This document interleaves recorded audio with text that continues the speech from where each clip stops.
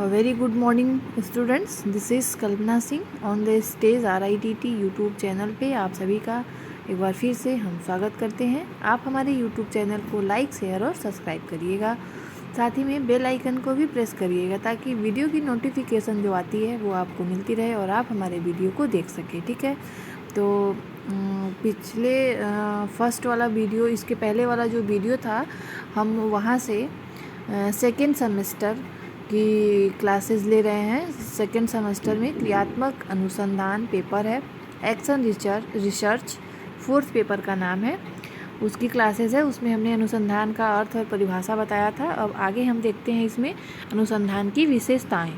ठीक है, तो देखिए, अनुसंधान की विशेषताओं के संबंध में किए गए कुछ निम्नलिखित अध्ययन हैं जो इस प्रकार से दिए गए हैं। पहला है, यहाँ पे देखिए, अन्वेषण प्रक्रिया। तो अन्वेषण प्रक्रिया तो यह अनुसंधान की एक पद्धति है जिसके द्वारा अन्वेषण या अनुसंधान या खोज किया जाता है। यह विशेषता लगभग सभी विषयों के अनुसंधान में पाई जाती है। इस अन्वेषण या अनुसंधान के मुख्य दो उद्देश्य होते हैं। प्रथम यह कि इसके द्वारा नए ज्ञान की खोज की जाती है और द्वितीय पुराने ज्ञान की सार्थकता की जांच की जाती है।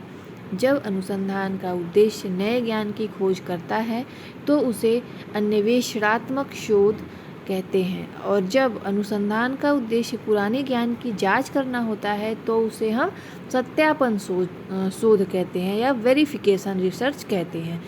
ठीक है, तो दूसरा देखिए यहाँ पे मितव्ययिता। देखिए यहाँ पे किसी भी अनुसंधान का मितव्ययी होना अति आवश्यक है, क्योंकि यदि अनुसंधान अत्यधिक खर्चीला, समय लेने वाला होगा तो अनुसंधानकर्ता उससे बचने की कोशिश करने लगते हैं। मितव्ययी होने का अर्थ यह है कि किसी प्राकृतिक घटना की व्याख्या यथासंभव सरल तरीके से की जाए तथा धन, श्रम एवं समय की बचत हो। जिस अनुसंधान में अपेक्षाकृत कम समय, श्रम एवं धन लगता है उसे मितव्ययी अनुसंधान कहा जाता है। मितव्ययिता का अर्थ है, हम कई जगह मितव्ययिता का अर्थ पढ़े होंगे आप लोग। मितव्ययिता का अर्थ है कम खर्च में, कम समय में जो भी कार्य किया जाए वो हमारा होता है मितव्ययिता।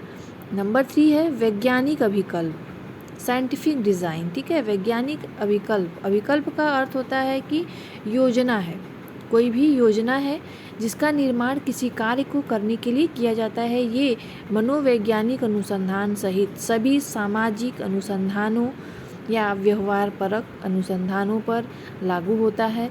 इन योजनाओं में अनुसंधान कैसे किया जाएगा, प्रदत्त संग्रह डाटा कलेक्शन के लिए किन किन उपकरणों तथा परीक्षणों का उपयोग किया जाएगा, प्रदत्त का निरूपण कैसे किया जाएगा इत्यादि का विवेचन किया जाता है। यानी कि हमको डाटा कलेक्शन कैसे करना है, हम किस प्रकार से करेंगे, निरीक्षण विधि से करेंगे, परीक्षण मतलब कौन कौन सी विधि का हम प्रयोग करके डाटा का कलेक्शन करेंगे, उसके बाद किन किन उपकरणों का हम प्रयोग करेंगे जिससे कि हमें उसमें रिसर्च में सहायता मिलेगी।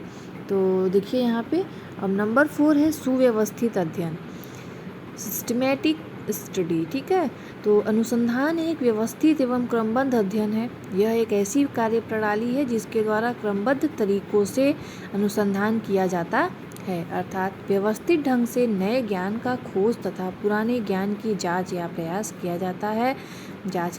किया जाता है। व्यवस्थित या क्रमबद्ध अध्ययन का अर्थ यह है कि अनुसंधानकर्ता पहले प्राकृतिक घटनाओं के बीच संबंधों के बारे में परिकल्पना या परिकल्पनाओं का निर्माण करता है। यानी कि सुव्यवस्थित अध्ययन यानी कि जो हमारा समस्या है उसका हम एक संभावित उत्तर ढूंढें। ठीक है, यही होता है हमारी परिकल्पना का निर्माण करना, तथा आवश्यक उपकरणों व यंत्रों की सहायता से उसकी जांच करके सिद्धांत व नियम बनाता है। अब देखिए नंबर 5 है अनुभविक अध्ययन। अनुभविक अध्ययन का अर्थ है, देखिए यहाँ पे, अनुसंधान एक अनुभविक अध्ययन है। यह एक ऐसा अध्ययन है जो अनुभव पर आधारित होता है। यह अध्ययन अनुसंधानकर्ता व्यवस्थित ढंग से निरीक्षणों या प्रयोगों के आधार पर करता है। जैसे न्यूटन द्वारा पेड़ से फल पृथ्वी पर ही क्यों गिरते हैं के आधार पर गुरुत्वाकर्षण का नियम प्रतिपादन किया गया। अब आगे देखते हैं, हमारा नंबर 6 है सत्यापन। ठीक है, तो नंबर 6 में देखिए सत्यापन, वेरिफिकेशन। सत्यापन किसी भी अनुसंधान के लिए यह आवश्यक गुण है कि विषयों के अनुसंधान में यह गुण पाया जाता है। इसका कार्य यह है कि एक अनुसंधानकर्ता को जो परिणाम प्राप्त होता है उसकी जांच दूसरा अनुसंधानकर्ता अपने अध्ययन के आधार पर करता है। यह विशेषता किसी भी अनुसंधान में उसी सीमा तक पाई जाती है जिस सीमा तक उसमें नियंत्रण का गुण उपलब्ध होता है। और नंबर 7 है आलोचनात्मक या तर्कपूर्ण अध्ययन। ठीक है, तो देखिए यहाँ पे अनुसंधान में प्रत्येक अध्ययन आलोचनात्मक दृष्टिकोण से किया जाता है। यह विशेषता सत्यापन अनुसंधान तथा अन्वेषणात्मक अनुसंधान दोनों में पाई जाती है, परंतु सत्यापन अनुसंधान में इस विशेषता की प्रधानता रहती है। एक अनुसंधानकर्ता दूसरे अनुसंधानकर्ता द्वारा प्राप्त परिणामों या ज्ञान का मूल्यांकन आलोचनात्मक दृष्टिकोण से करता है तथा प्राप्त परिणाम के आधार पर उस परिणाम या ज्ञान का समर्थन या खंडन करता है और नया ज्ञान प्रस्तुत करता है। ठीक है, तो नंबर 8 देखिए नियंत्रित अध्ययन, कंट्रोल्ड स्टडी। ठीक है, तो कुछ अनुसंधानों में नियंत्रण की विशेषता पाई जाती है। इसका अभिप्राय यह है कि जिन चरों के प्रभाव को देखने के लिए अनुसंधान किया जाता है उसको छोड़कर शेष सभी चरों के प्रभावों को आश्रित चर पर पढ़ने से रोक दिया जाता है। नंबर 9 है विशिष्ट उपकरण। किसी भी अनुसंधान को पूर्ण करने के लिए कुछ विशेष उपकरणों का प्रयोग करना आवश्यक होता है। उपकरणों के अंतर्गत कई प्रकार की प्रविधियां तथा परीक्षणों की गणना की जाती है। अनुसंधान कार्य करते समय अनुसंधानकर्ता अपनी तत्कालीन आवश्यकता के अनुसार प्रदत्त संग्रह के लिए निरीक्षण, साक्षात्कार, प्रश्नावली तथा प्रविधियों का उपयोग करता है। और नंबर 10 है वस्तुनिष्ठता। अनुसंधान में वस्तुनिष्ठता की विशेषता पाई जाती है। यह विशेषता मनोवैज्ञानिक अनुसंधान में भी पाई जाती है।